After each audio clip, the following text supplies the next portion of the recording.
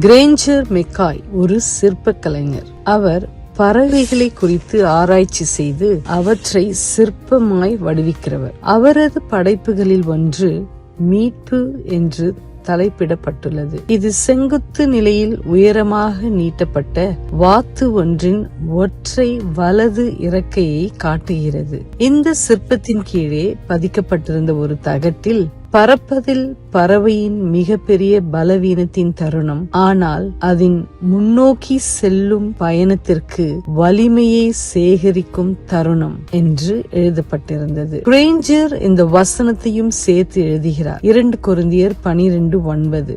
என் கிருபை உனக்கு போதும், பலவீனத்திலே என் பலம் பூரணமாய் விளங்கும். அப்போஸ்தலன் பவுல் இந்த வார்த்தைகளை கொரிந்து சபைக்கு எழுதினார். தனிப்பட்ட வாழ்க்கை போராட்டங்களோடு போராடி கொண்டிருக்கும் வேளையில் என் மாம்சத்திலே ஒரு முள் கொடுக்கப்பட்டிருக்கிறது என்று அதை அகற்றும்படிக்கும் தேவனிடத்தில் பவுல் கெஞ்சுகிறார். இந்த வாழ்க்கையில் நாம் அனுபவிக்கும் முட்கள் முன்னோக்கி செல்லும் பயணத்திற்கு ஒரு பறவை தன் பலத்தை சேகரிக்கிறது போல நாம் எதிர்நோக்கும் காரியத்திற்காக தேவனின் பலத்தை நாம் கண்டிப்பாக பெற்றுக்கொள்ள முடியும். அவருடைய பலத்தில் நாம் பலப்படுத்தப்படுகிறோம். இந்த நம்பிக்கையோடு இன்று நாம் உறங்க செல்வோம்.